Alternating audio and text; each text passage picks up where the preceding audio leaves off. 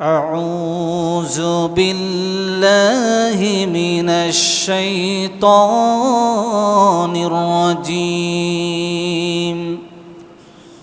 بسم الله الرحمن الرحيم فقلت واستغفروا ربكم إنه كان غفارا يرسل السماء عليكم مدرارا ويمددكم بأموال وبنين ويجعل لكم جنة ويجعل لكم أنهارا وقال النبي صلى الله عليه وسلم كل أمتي يدخلون الجنة إلا من عابا قال ومن عابا ومن أتني دخل الجنة ومن أساني فقد عابا الحمد لله যাবতীয় প্রশংসা সেই মহান আল্লাহ তাআলার জন্য যেই মহান আল্লাহ সুবহানাহু ওয়া তাআলা আমি গুনাহগার সহকারে আপনাদের সকলকে আল্লাহ তাআলার ঘরে ইবাদতের উদ্দেশ্যে আসার জন্য বসার জন্য দিনের কিছু কথা বলার এবং শোনার জন্য যে মহান আল্লাহ সুবহানাহু ওয়া তাআলা আমাদের সবাইকে সুযোগ করে দিয়েছেন সকলে পড়ছি আলহামদুলিল্লাহ। লাখ কোটি দরুদ ও সালাম বিশ্ব মানবতার মুক্তির দিশারি উম্মতের কান্ডারি রাহমাতুল লিল আলামিন যেই নবীর শাফাআত ছাড়া কিয়ামতের দিন কোনো বান্দায় জান্নাতে যেতে পারবে না সেই নবীর শানে দরুদ ও সালাম পেশ করে সকলে পড়ছি সাল্লাল্লাহু আলাইহি ওয়াসাল্লাম। সম্মানিত হাজরিন, আপনারা কেমন আছেন? আলহামদুলিল্লাহ। আমি যে আয়াতে কারিমাগুলি তেলাওয়াত করেছি পবিত্র কোরআনুল কারিমের ৭১ নম্বর সূরার নাম সূরাতুন নূহ, ১০, ১১ এবং ১২ নম্বর আয়াত এবং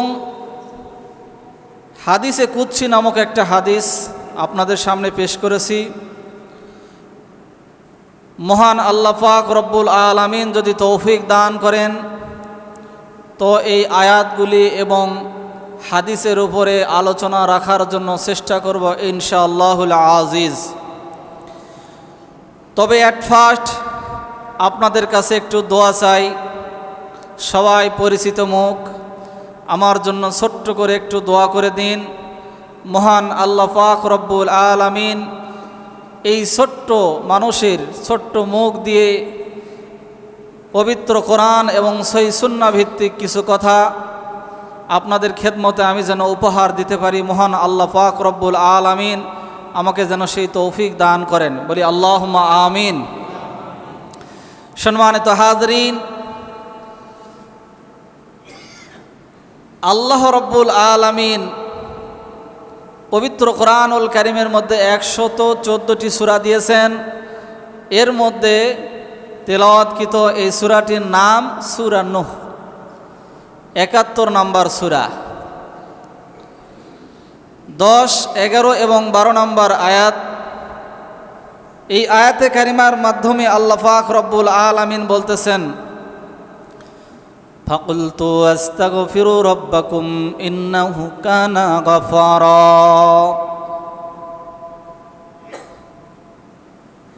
তোমরা যদি বলো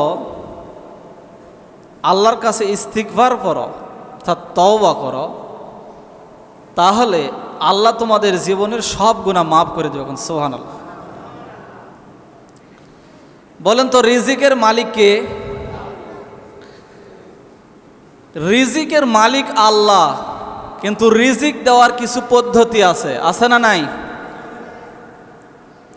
আমরা ব্যবসা করি, বাণিজ্য করি, চাকরি করি বা যে কোনো কিছু করি, উপার্জনের জন্য আমরা যা কিছু করি তার কিছু মাধ্যম বা পদ্ধতি বা রাস্তা আছে না নাই? যেমন মসজিদে এসেছেন সওয়াব কামাইয়ের উদ্দেশ্যে, তো এই মসজিদে যদি দরজা না থাকে আপনি প্রবেশ করতে পারবেন? ঠিক আল্লাহ তাআলা হলেন রিজিকের মালিক, কিন্তু রিজিকের মালিকের কাছে রিজিক পাওয়ার জন্য 4টি দরজা আছে। কয়টি দরজা? 4টি দরজা, সবাই মিলে নেবেন। 1 নাম্বার দরজার নাম হলো সালাত, মনে রাখবেন। 1 নাম্বার দরজার নাম কি? ফাইদা নুদিয়া লিস-সালাতি ফান্তাশিরু ফিল আরদ। 1 নাম্বার দরজার নাম সালাত। তাহলে আল্লাহ বলেছেন ফাইদা নুদিয়া লিস-সালাতি ফান্তাশিরু ফিল আরদ। সালাত আদায়ের পরে তোমরা জমিনে ছড়িয়ে পড়বে খাদ্য অন্বেষণের জন্য, রিজিকের জন্য। তাহলে 1 নাম্বার দরজা। 2 নাম্বার দরজার নাম হলো তাওয়াক্কুল। 2 নাম্বার দরজার নাম কি? তাওয়াক্কুল। ওয়া মান ইয়াতাওয়াক্কাল আলাল্লাহি ফাহুয়া হাসবুহু। তাওয়াক্কুল মানে হলো আল্লাহর উপরে ভরসা করা। কার উপরে ভরসা করা? ওয়া মান ইয়াতাওয়াক্কাল আলাল্লাহি ফাহুয়া হাসবুহু। মুমিন বান্দা বান্দি একমাত্র ভরসা করবে কার উপরে? আল্লাহর উপরে। তাহলে রিজিক আসার 2 নাম্বার দরজার নাম হলো তাওয়াক্কুল। 2 নাম্বার দরজার নাম কি? তাওয়াক্কুল, মুখস্থ করে যাবেন। 3 নাম্বার দরজার নাম হলো তাকওয়া। ইয়া আইয়ুহাল্লাযীনা আমানুত্তাকুল্লাহ, মানে আল্লাহর ভয়। আল্লাহর কি? আল্লাহর ভয় অন্তরে নিতে হবে। এর নাম হচ্ছে তাকওয়া। রিজিক আসার 4 নাম্বার দরজার নাম হলো তাওবা। 4 নাম্বার দরজার নাম কি? তাওবা। যে আয়াতে কারিমা তেলাওয়াত করেছি আর প্রথমেই বলেছে ইস্তিগফার। ইস্তিগফার মানে হচ্ছে তাওবা। ইস্তিগফার মানে কি? তাওবা। এই 4টি দরজার যদি বান্দার জন্য খুলে যায় তাহলে আল্লাহ পাক রব্বুল আলামিনের অফুরন্ত ভান্ডার থেকে রিজিক আসতে থাকে। সুবহানাল্লাহ। তাহলে রিজিক আসার দরজা কয়টি পেলাম? 4টা। 1 নাম্বার সালাত, 2 নাম্বার তাওয়াক্কুল, 3 নাম্বার তাকওয়া, আর 4 নাম্বার হলো তাওবা। আজকে আমাদের আলোচনা হবে ইনশাআল্লাহ তাওবা থেকে। কি থেকে? তাওবার উপর আলোচনা হবে ইনশাআল্লাহ। মানুষ ভুল করে কি না বলেন? মানুষ ভুল করে, ভুলের ঊর্ধ্বে মানুষ নাই। হযরত আনাস রাদিয়াল্লাহু তাআলা আনহু তিনি হাদিসটা বর্ণনা করলেন। সামিতু রাসূলুল্লাহি সাল্লাল্লাহু আলাইহি ওয়াসাল্লাম, তিনি বলেন আমি রাসূলুল্লাহ সাল্লাল্লাহু আলাইহি সাল্লামকে বলতে শুনেছি, ইয়াকুলু, আল্লাহ তাআলা বলেন, কে বলেন? ইয়াকুলু ইয়া ইবনে আদম, আল্লাহ বলেন হে বনি আদম, ইন্নাকা মা দাওয়াতানি ওয়া রাজাতানি, তুমি যদি আমার কাছে ক্ষমা আশা করো। কি আশা করো? ইন্নাকা মা দাওয়াতানি ওয়া রাজাতানি, হে বনি আদম তুমি যদি আমাকে ডাকো এবং আমার কাছে ক্ষমা আশা করো, গফারতু লাক, আমি তোমাকে ক্ষমা করে দেব। আলা মা কানা মিনকা ওয়ালা উবালি, আমি কোনো পরোয়া করব না, তোয়াক্কা করব না, কাউকে জিজ্ঞাসা করব না, আমি আল্লাহ তোমাকে ক্ষমা করে দিব। আল্লাহ ক্ষমা করে দিবে। আল্লাহ তাআলা বলেন ইয়া ইবনে আদম লাউ বালাগাত যুনুবুকা আনাস সামাই সুম্মা ইস্তাগফারতানি গফারতু লাক। আল্লাহ বললেন হে বনি আদম তোমার গুনাহ যদি আকাশ অবধি হয়ে যায়, আসমান অবধি যদি তোমার গুনাহ হয়ে যায়, এরপরও তুমি যদি আমার কাছে ক্ষমা চাও, আমি আল্লাহ তোমাকে ক্ষমা করে দেব, কাউকে তোয়াক্কা করব না। এরপরে আল্লাহ তাআলা বলতেছেন ইয়া ইবনে আদম ইন্নাকা লাউ আতাইতানি বিকুরাবিল আরদি খতাইয়া, তুমি যদি আমার কাছে গোটা পৃথিবী পরিমাণ গুনাহ নিয়ে হাজির হয়ে যাও, গোটা পৃথিবী পরিমাণ গুনাহ নিয়ে তুমি আমার কাছে আল্লাহর কাছে হাজির হও। কে বলতেছেন? আল্লাহ বলতেছেন হে বনি আদম ইন্নাকা লাউ আতাইতানি বিকুরাবিল আরদি খতাইয়া, তুমি যদি এক পৃথিবী পরিমাণ গুনাহ নিয়ে আমার কাছে হাজির হয়ে যাও, সুম্মা লাকাইতানি লা তুশরিক বিহি শাইয়া, সুম্মা লাকাইতানি লা তুশরিক বিহি শাইয়া, যদি তোমার আমলের ভিতরে কোনো শিরিক না থাকে, কি না থাকে?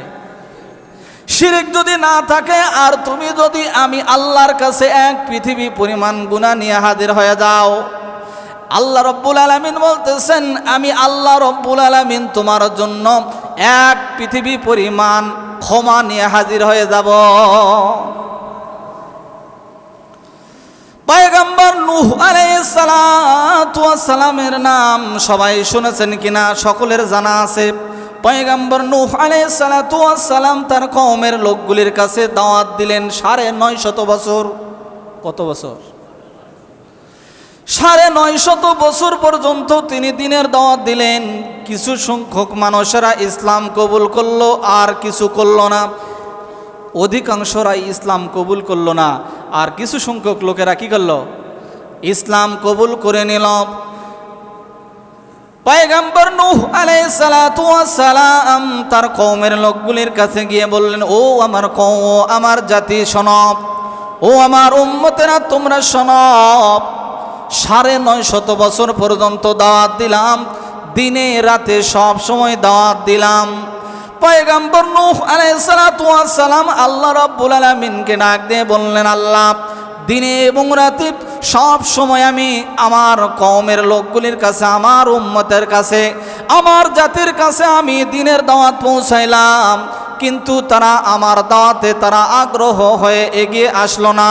বরঞ্চ আমি যখন তাদেরকে দ্বীনের দাওয়াত দিলাম তখন তারা দুই কানের মধ্যে আঙ্গুল ঢুকায়া দিত। কি করে দিত? বলেন তো, সমাজের মধ্যে এমন লোক আছে না নাই? ভালো কথা বললে শুনতে চায় না, কানের মধ্যে আঙ্গুল ঢোকায়া দেয় কিনা বলেন? সেই সময়ে নূহ আলাইহিস সালাতু ওয়াস সালাম যখন দ্বীনের দাওয়াত দিলেন, দ্বীনের দাওয়াত যখন তিনি দিতেছিলেন, আল্লাহর দিকে মানুষগুলিকে ডাকতেছিলেন, ওই সময় মানুষগুলি দুইটা কানের মধ্যে দুই দিক থেকে আঙ্গুল ঢুকায়া দিত। এমনকি ওই জাতিগুলি চাদর দিয়ে মুখগুলি মুড়িয়ে দিত, কাপড় দিয়ে মুখগুলি মুড়িয়ে দিত, যাতে করে নূহ আলাইহিস সালাতু ওয়াস সালাম তাদেরকে চিনতে না পারে। এই যে পাশ দিয়ে যখন নূহ আলাইহিস সালাতু ওয়াস সালাম যখন মানুষের মাঝে যখন দাওয়াত দিতেছিলেন, ওই মানুষগুলি যারা পরিচিত ছিল তারা মাথার উপর দিয়ে কাপড় দিয়ে ঢাকা দিত, চাদর দিয়ে কেউ ঢাকে দিত, চেহারা যেন নূহ আলাইহিস সালাতু ওয়াস সালাম না দেখতে পারে। এইরকম করে তারা নূহ আলাইহিস সালাতু ওয়াস সালামের কাছ থেকে পলায়ন করতে লাগলো। শেষ পর্যন্ত কিছু সংখ্যক মানুষ ইসলাম কবুল করলো আর অধিকাংশরাই করলো না, গাফেল হয়ে গেল। পয়গম্বর নূহ আলাইহিস সালাতু ওয়াস সালাম তার কওমের লোকগুলির কাছে শেষ পর্যায়ে গিয়ে কখন গেলেন? শেষ পর্যায়ে চলে গেলেন যখন আযাব আসবে তার আগে। আযাব যখন আসবে তার পূর্বে নূহ আলাইহিস সালাতু ওয়াস সালাম তার কওমের লোকগুলির কাছে হাজির হয়ে গেলেন। ও আমার জাতি, ও আমার উম্মতেরা রে, ফাকুলতু আস্তাগফিরু রাব্বাকুম ইন্নাহু কানা গফফারা। ৯৫০ বছর পর্যন্ত দাওয়াত দিলাম, তোমরা আল্লাহ তাআলার সঙ্গে নাফরমানি করলে, আল্লাহ তাআলার সঙ্গে তোমরা শিরিক করলে, কোনো অসুবিধা নাই। এখন আসো আসো, আল্লাহর দিকে আসো, আল্লাহর কাছে তওবা করো, আল্লাহ তোমাদের জিন্দেগির সমস্ত গুনাহ মাফ করে দিবে। কত বছর? ৯৫০ বছর। মনে করেন ৯৫০ থেকে শূন্য বাদ দিন, তাহলে কত হলো? ৯৫ বছর। আপনার আমার এরকম মানুষ আছে ৯৫ বছর? ৯৫ বছর ধরে গুনাহ করেছে, এরকম লোক আছে?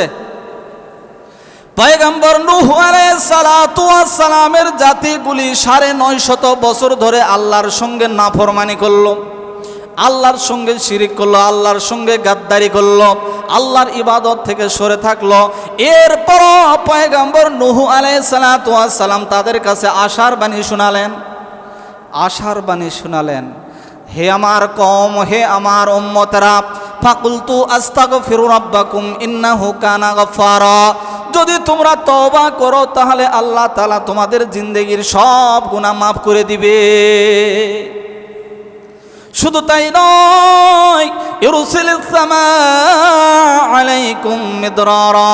তোমরা যদি তওবা করো, খালেস নিয়তে যদি তওবা করতে পারো, আল্লাহ তাআলার কাছে যদি তোমরা ক্ষমা চাও, তাহলে আল্লাহ তাআলা তোমাদের জন্য আসমান থেকে রহমতের বৃষ্টি বর্ষণ করে দিবে।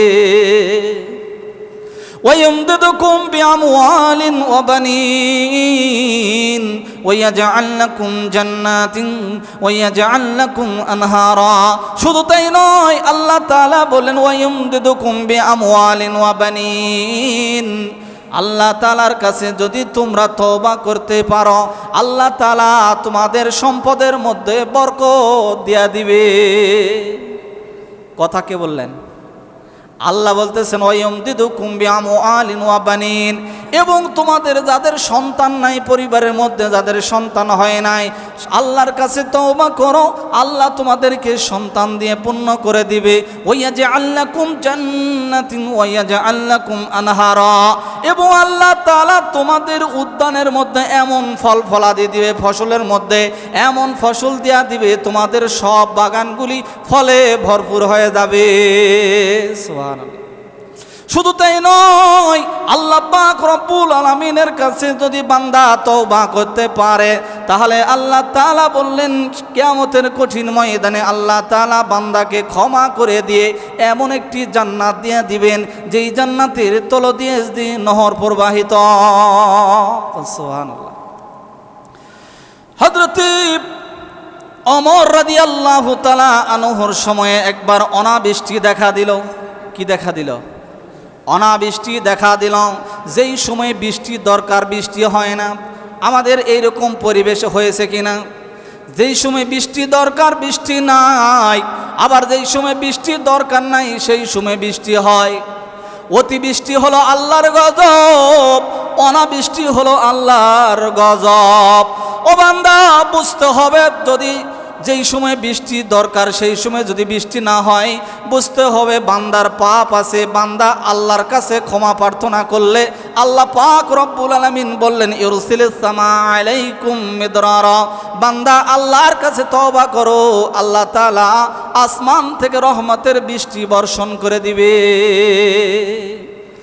হযরত ওমরের জামানায় অনাবৃষ্টি দেখা দিল, সকলে মিলিয়া চলে গেলেন হযরত ওমরের দরবারে।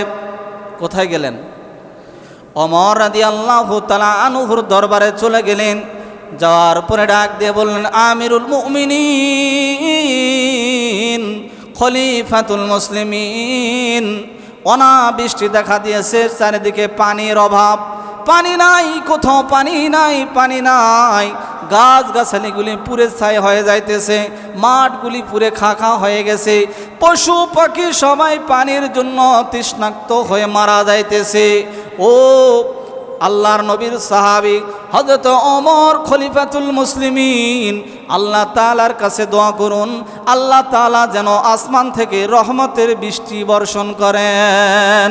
হযরত ওমর রাদিয়াল্লাহু তাআলা আনহু সবাইকে ডাক দিয়ে বললেন, ও ভাই সকল, সবাই আসো আসো আসো, সবাই আসো, আমরা মসজিদের ভিতরে প্রবেশ করে আল্লাহ তাআলার কাছে বৃষ্টির জন্য প্রার্থনা করব। কি জন্য প্রার্থনা করবে? বৃষ্টির জন্য প্রার্থনা করব। সবাই ভাবলো আজকে মনে হয় হযরত ওমর রাদিয়াল্লাহু তাআলা আনহু মসজিদে প্রবেশ করে আমাদের সবাইকে নিয়ে মনে হয় আল্লাহ তাআলা দরবারে দুই হাত উঠাইয়া বৃষ্টির জন্য প্রার্থনা করবেন। কিন্তু দেখা গেল হযরত ওমর রাদিয়াল্লাহু তাআলা আনহু মিম্বারের উপরে উঠে দাঁড়ালেন। দাঁড়ানোর পরে সবাইকে লক্ষ্য করে বললেন, ও ভাই সকল, সবাই আমার সঙ্গে পড়ো আস্তাগফিরুল্লাহ। সবাই পড়বেন, সবাই আমার সঙ্গে পড়ুন আস্তাগফিরুল্লাহ আস্তাগফিরুল্লাহ আস্তাগফিরুল্লাহ আল্লাযী লা ইলাহা ইল্লা হুয়াল হাইয়ুল কাইয়্যুম ওয়া আতুবু ইলাইহি ওয়া লা হাওলা ওয়া লা কুওয়াতা ইল্লা বিল্লাহিল আলিয়্যিল আযীম। রব্বানা যালামনা আনফুসানা ওয়া ইল্লাম তাগফির লানা ওয়া তারহামনা লানাকুনান্না মিনাল খাসিরিন। এরকম ভাবে হযরত ওমর রাদিয়াল্লাহু তাআলা আনহু সবাইকে নিয়ে তওবা ইস্তেগফার পড়লেন। আরো তওবার কিছু আয়াত তেলাওয়াত করলেন। করার পরে মসজিদের মিম্বার থেকে তিনি নেমে চলে যাচ্ছিলেন। এই সময়ে লোক সকল ডাক দিয়ে বললেন, আমিরুল মুমিনিন, আপনাকে পাঠাইলাম বৃষ্টি প্রার্থনার জন্য দোয়া করতে, আপনাকে পাঠাইলাম বৃষ্টি প্রার্থনার জন্য দোয়া করতে, কিন্তু আপনি শুধুমাত্র তওবা ইস্তিগফার পড়লেন, বৃষ্টির জন্য দোয়া করলেন না। আপনি শুধু তওবা ইস্তিগফার পড়ে তো মিম্বার থেকে নেমে চলে গেলেন, বৃষ্টির জন্য দোয়া করলেন না। আমিরুল মুমিনিন হযরত ওমর রাদিয়াল্লাহু তাআলা আনহু ডাক দিয়ে বললেন, ও ভাই সকল, বৃষ্টি আসার রহমতের যেই দরজা, এই দরজার মধ্যে আমি টোকা দিয়েছি।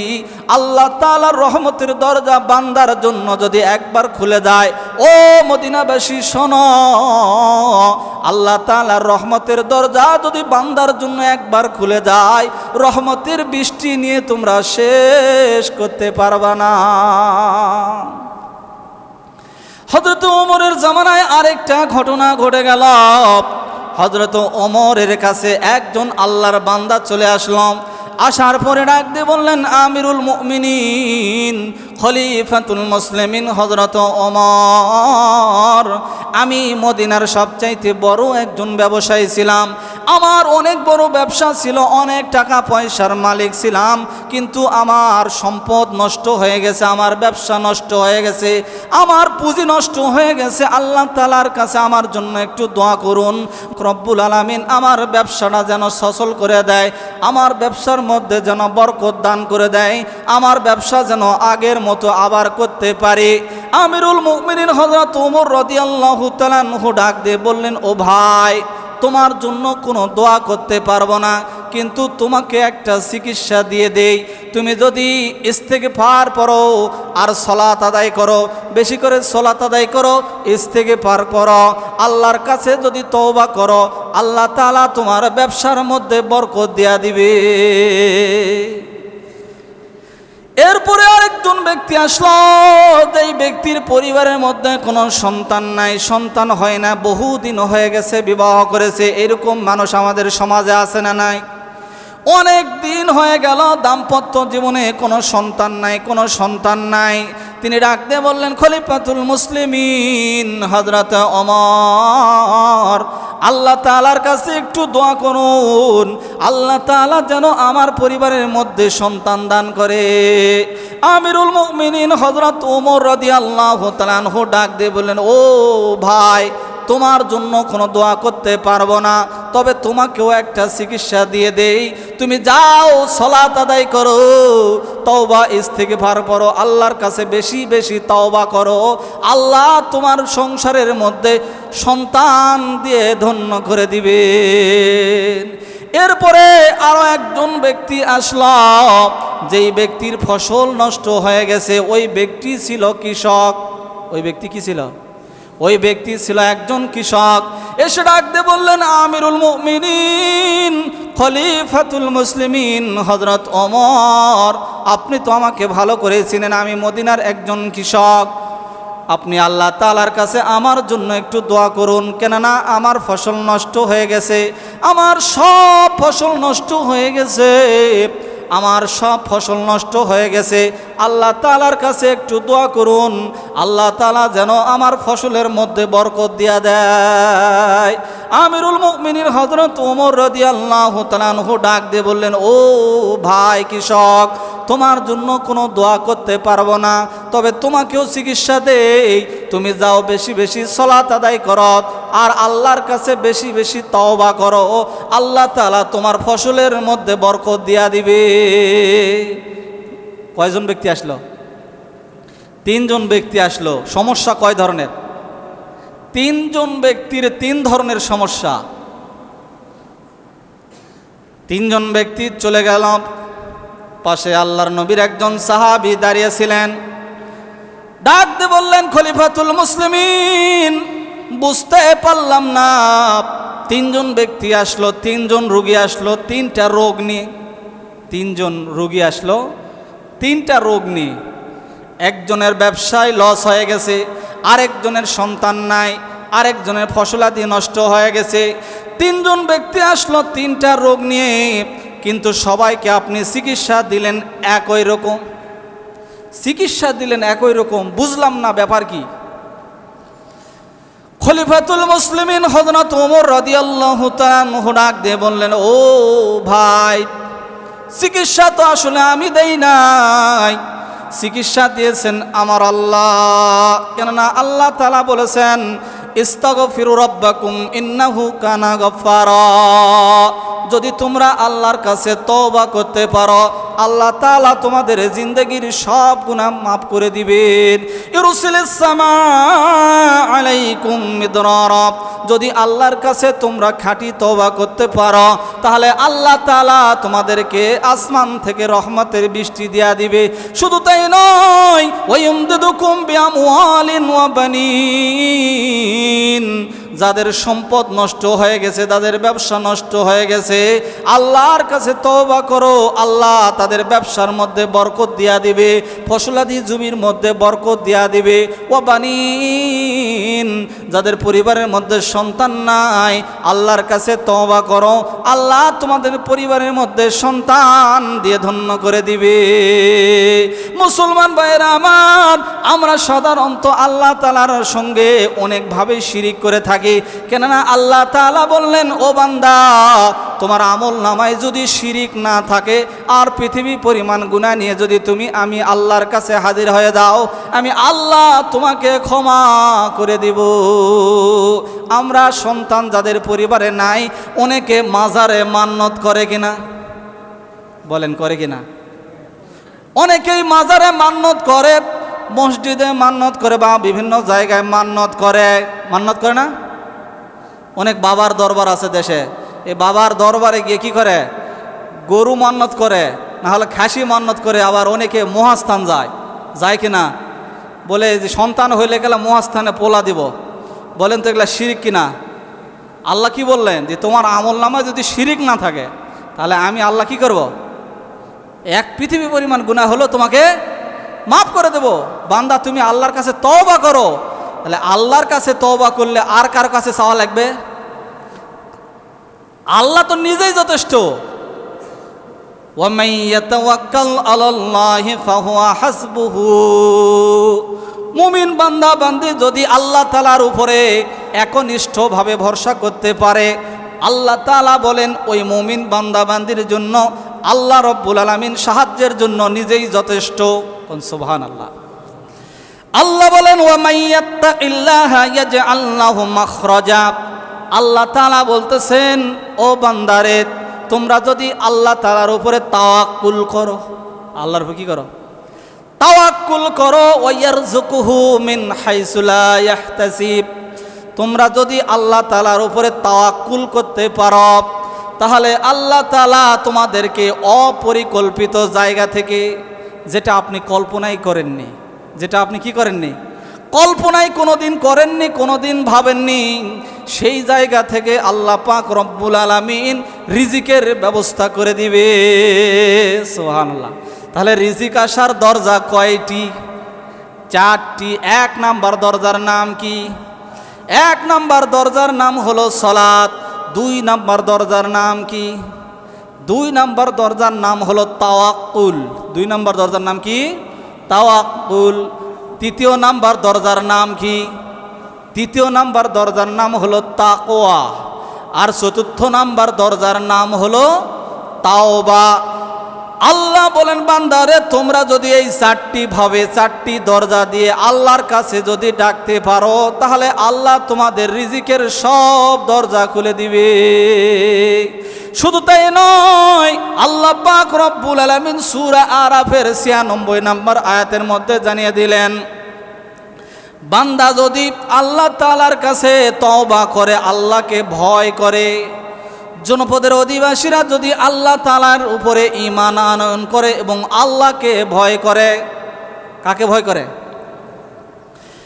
আল্লাহকে যদি ভয় করে এবং আল্লাহর উপরে ঈমান আনয়ন করে, তাহলে আল্লাহ পাক রব্বুল আলামিন আসমান এবং জমিনের বরকতের সব দরজা বান্দার জন্য খুলে দিবে।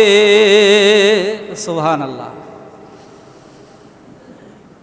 তাহলে আমরা কি করব? আল্লাহর উপরে ভরসা করব। আল্লাহর উপরে কি করব? ভরসা করব। যারা আল্লাহর উপরে ভরসা করে, তারা কখনো ঘুষ দিয়ে চাকরি নেবে? যারা আল্লাহর উপরে ভরসা করে যে রিজিক দেওয়ার মালিক হলো আল্লাহ, রিজিক দেওয়ার মালিক যদি আপনি আল্লাহকে বিশ্বাস করেন, তাহলে কোনো প্রতিষ্ঠানে ঘুষ দিয়ে কেউ চাকরি নিতে পারবে? বলেন পারবে? অনেক মাদ্রাসা এরকম দেখা যায় হুজুররা এখন 10 লাখ 20 লাখ 50 লাখ টাকা দিয়ে চাকরি নেয় কিনা? আবার ওই হুজুররাই মসজিদে এসে ফতোয়া দেয় হালাল, ঠিক কিনা বলেন? তাহলে বান্দার ভিতরে যদি আল্লাহর ভয় থাকতো, তাহলে বান্দা কখনো ঘুষ দিয়ে চাকরি নিত না। কারণ আল্লাহর রসুল বলেন, যে ব্যক্তি ঘুষ দেয় এবং ঘুষ নেয় দুজনার উপরই আল্লাহর লানত। এখন যত বড়ই মাদ্রাসার বড় প্রিন্সিপাল হোক না কেন, সেক্রেটারি সভাপতি যে কেউ হোক না কেন, বড় হেডমাস্টার হোক না কেন, যত বড়ই আলেম হোক না কেন, মাদ্রাসায় যদি ঘুষের টাকা দিয়ে যদি চাকরি জয়েন করে, তাহলে ওর জীবনে যত ইনকাম হবে সব ইনকাম হারাম। ওর ইনকাম কি হবে?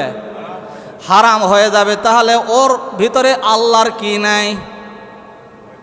তাকওয়া নাই, অর্থাৎ আল্লাহর ভয় নাই। তাহলে প্রথম আমরা পাইলাম সলাত। রিজিক আসার প্রথম দরজার নাম হলো সলাত।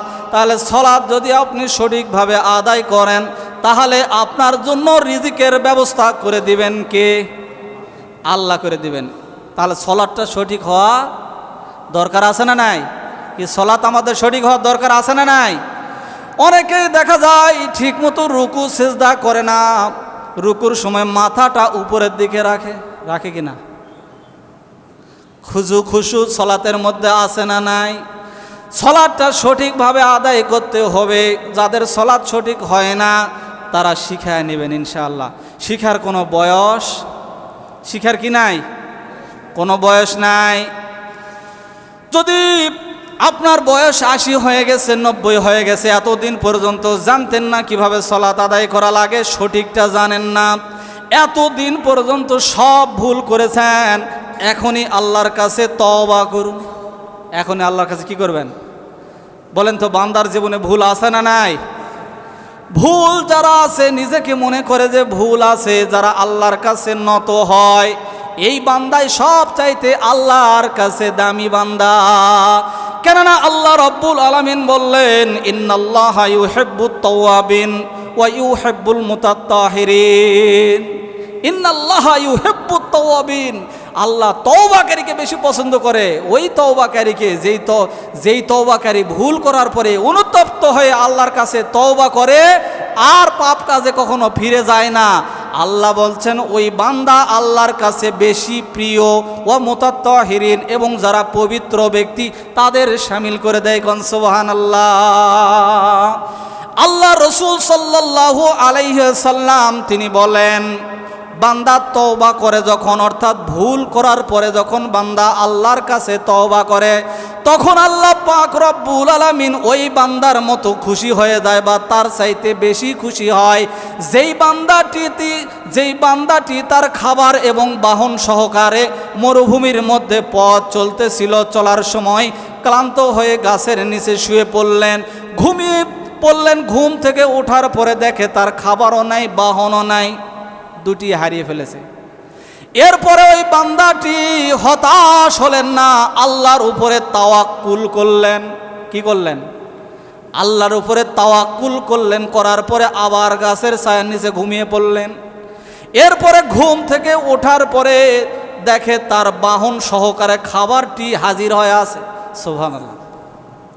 খুশির ঠেলায় বলতেছে, আল্লাহুম্মা আনতা রব্বি। কি বলতেছে?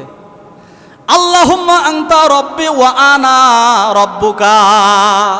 আল্লাহুম্মা আনতা আবদি ওয়া আনা রব্বুকা। খুশির ঠেলায় বলতেছে, আল্লাহুম্মা আনতা আবদি ওয়া আনা রব্বুকা, তুমি আমার বান্দার, আমি কি তোমার রব।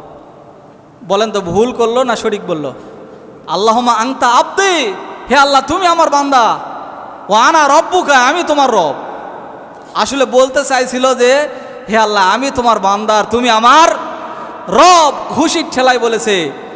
আল্লাহর রসুল বলেন, তওবা করলে, ভুল করার পরে বান্দা যদি আল্লাহর কাছে খালেস নিয়তে তওবা করে, তাহলে আল্লাহ পাক রব্বুল আলামিন ওই বান্দার চাইতেও বেশি খুশি হয়। কোন সুবহানাল্লাহ। আল্লাহ আমাদের সবাইকে বুঝার তৌফিক দান করুক। সকলে বলি আল্লাহুম্মা আমিন।